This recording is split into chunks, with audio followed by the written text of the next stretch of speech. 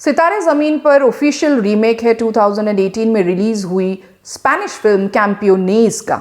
Aamir Khan playing as the basketball coach Gulshan Arora. Drunken drive case में उन्हें सज़ा दी जाती है कि वो सोशल सर्विस ड्यूटी अदा करें, यानी कि उन्हें एक ऐसे सेंटर में भेजा जाता है जहाँ पर डिफरेंटली एबल्ड जो लोग हैं वो वहाँ बास्केटबॉल सीखते हैं या उन्हें कोचिंग मिलती है। उनकी स्पोर्ट्स एकेडमी जैसा कुछ दिखाया गया है, वो सेंटर है। गुलशन का जो कैरेक्टर है वो बहुत ही ज़्यादा खड़ूस एंड दूसरों की तरफ बिल्कुल भी एम्पैथेटिक ना होने वाला एक ऐसा किरदार बताया गया है। बचपन में इनके साथ एक घटना घटी थी कि इनके फादर इनको और इनकी माँ को छोड़ के भाग गए थे, और तब से गुलशन को ऐसे लगता है कि किसी के ऊपर भी भरोसा नहीं किया जा सकता है, और दूसरा गड़बड़ करे इससे पहले ही वो ही कुछ गड़बड़ कर देते हैं, यानी वो रिश्ता ख़त्म कर देना या निकल जाना, भाग जाना या कुछ खुद ही बकवास कर लेना, ऐसा कुछ ये कॉम्प्लिकेटेड कैरेक्टर दिखाया गया है। Genelia D'Souza is playing the character of Sunita and she's playing the wife of Gulshan Arora. Sunita बच्चे चाह रही है, बट गुलशन जो है वो रेडी नहीं है फादर बनने के लिए, क्योंकि उनके मन में डर है कि जैसे उनके फादर भाग गए उनमें भी ऐसी कोई क्वालिटी या ऐसा कोई दुर्गुण ना हो और वो भी ऐसी कोई हरकत ना करे, तो इसीलिए वो इस रिश्ते से और सुनीता से भाग रहे होते हैं। हाइट में काफ़ी कम होने के बावजूद भी उनमें बास्केटबॉल खेलने की उम्दा स्किल्स होती है। एंड उनकी माँ का कैरेक्टर डॉली आहलूवालिया ने प्ले किया है and she is played it very well. उनकी माँ उनके लिए स्टैंड अप करती है एंड जो कोच है उनके साथ झगड़ा करती है कि वो उनके बेटे को हाइट के हिसाब से नहीं बल्कि उसके टैलेंट के हिसाब से जज करे। And this is how she helps Gulshan get into the game of basketball, which eventually leads him to acquire a job as an assistant basketball coach at I think it is the National Sports Academy or something like that.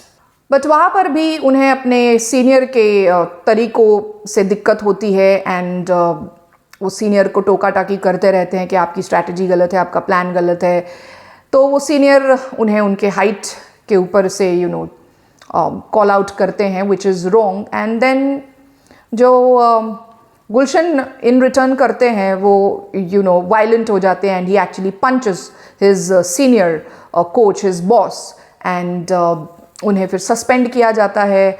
उसी दुख में वो शराब P रहे होते हैं, avoiding उनके wife के कॉल्स और ड्रंकन ड्राइव करते हुए पकड़े जाते हैं एंड पुलिस वालों के साथ भी वो बदतमीज़ी करते हैं एंड इस तरह से उन्हें सोशल सर्विस की ड्यूटी दी जाती है। तो इस तरह के व्यक्तिमत्व वाले या अपनी ही उलझनों में फंसे हुए एक किरदार गुलशन जब इस सेंटर में जाते हैं जहां ये डिफरेंटली एबल्ड लोग कोचिंग ले रहे होते हैं, तब ये रियलाइज़ करते हैं, धीरे धीरे उन्हें पता चलता है कि जिन्हें समाज नॉर्मल कहता है, उनके जैसे लोग या उनके बॉस के जैसे लोग जिनमें कोई ना कोई कमियां अवगुण है ही है, बट उसके बावजूद भी उन्हें नॉर्मल कहा जा रहा है।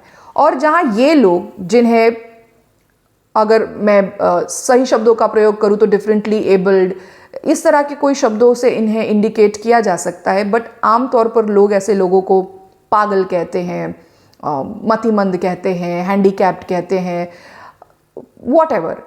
बट यही जो लोग हैं, ये जो दिव्यांग है, डिफरेंटली एबल्ड ये जो लोग हैं, इनका ज़िंदगी जीने का, ज़िंदगी तरफ इनका आउटलुक, इनका जो पर्सपेक्टिव है वो कितना पॉजिटिव है, वो कितना जॉय से भरा हुआ है, कितना सीधा है, ये वो डिस्कवर करते हैं कि नॉर्मल लगने वाले लोगों को भी उतनी समझ नहीं है ज़िंदगी कैसी जी जाए, कैसे अपने ईगो को हैंडल किया जाए, कैसे रिश्तों को निभाया जाए।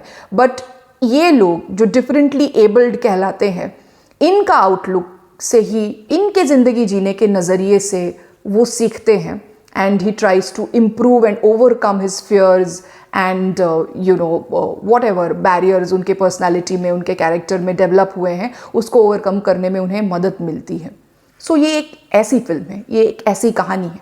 10 नए एक्टर्स इस फिल्म में देखने को मिल रहे हैं as these differently abled people, playing the character of differently abled people. इनमें से गोपी कृष्णन वर्मा जो है वो एक्चुअली डाउन सिंड्रोम की कंडीशन उन्हें है, और वो फर्स्ट लीडिंग एक्टर है जो ऐसी कंडीशन के साथ उन्होंने इस फिल्म में काम किया, या किसी भी फिल्म में काम करने वाले ये वो फर्स्ट ऐसे एक्टर हैं। ये भी एक टेस्टिफाई करता है कि इनकी तरफ नॉर्मल लोगों का नज़रिया कैसे होना चाहिए, उन्हें इंसान का दर्जा वही रिस्पेक्ट मिलने के वो हकदार है। ये हमें इस फिल्म से पता चलता है। फिल्म में ब्रिजेंद्र काला भी डॉली आलूवालिया का साथ निभा रहे हैं। जो 10 डिफरेंटली एबल्ड लोगों का कैरेक्टर प्ले करने वाले जो नए एक्टर्स हैं, उनमें से ऑटिज़म से लेकर के डाउन सिंड्रोम से लेकर के इनविजिबल ऑटिज़म जैसी कंडीशंस के ऊपर भी रोशनी डाली गई है, बात की हुई है, जो एक बहुत अच्छी बात है। फिल्म को डायरेक्ट किया है RS प्रसन्ना ने। Writing is by Divya Nidhi Sharma. Story तो डेविड मार्केस की है, जो स्पेनिश फिल्म के राइटर थे, उन्हीं का ओरिजिनल कॉन्सेप्ट है। स्पेनिश फिल्म को थोड़ा ट्वीक देते हुए, इंडियन ट्वीक देते हुए बताया गया है। इंडियन जो बैकग्राउंड है उसमें फिल्म को सेट करने की कोशिश करी गई है, बट मेजरली जो कहानी है उसे वैसे ही रखा गया है जैसे ओरिजिनल फिल्म में थी। फिल्म का कॉमिक टाइमिंग काफ़ी अच्छा है। आमिर खान और ये जो 10 नए एक्टर्स हैं ये मिलकर के बहुत ज़्यादा हंसाते हैं और साथ में ही एक बहुत ही उम्दा मैसेज भी दे रहे हैं। इन माई व्यू जो ओरिजिनल स्पेनिश फिल्म थी कैंपियोनीज, और उसका एक अमेरिकन वर्जन भी आया था 2023 में चैंपियंस नाम से, इन दोनों भी फिल्मों से सितारे ज़मीन पर मुझे ज़्यादा अच्छी लगी, बेहतर लगी।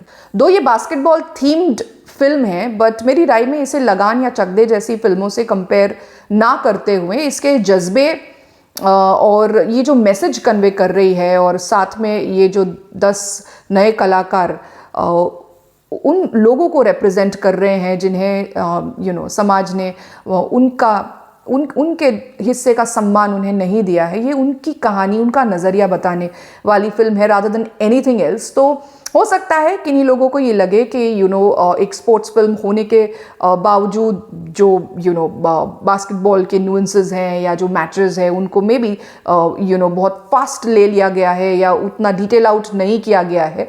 सो आई डोंट थिंक सो उस तरह का कंपैरिजन बनता है। सो अकॉर्डिंग टू मी सितारे ज़मीन पर is better than it's Spanish and American versions, and तारे ज़मीन पर से भी मुझे ये ज़्यादा काफ़ी कूल और काफ़ी ज़्यादा हंसाने वाली लगी। एंड मेरी तरफ से it's a complete thumbs up for Sitaare Zameen Par. Do go and watch this film, do not miss it out. ये OTT पर रिलीज़ नहीं होने वाली है जल्दी ही, ये प्योर थिएट्रिकल रन के लिए बनाई हुई है। So this is my take on the film सितारे ज़मीन पर. It was really good to see after quite some time Genelia D'Souza Deshmukh को, and ज़रूर इस फिल्म को देखिए, do not miss this out. अगर आपको मेरा रिव्यू करने का तरीका पसंद आया, अगर आप रिलेट कर पा रहे हैं, ये वीडियो अच्छा लग रहा है, then do like, share and subscribe to my channel. Till then, see you in the next video.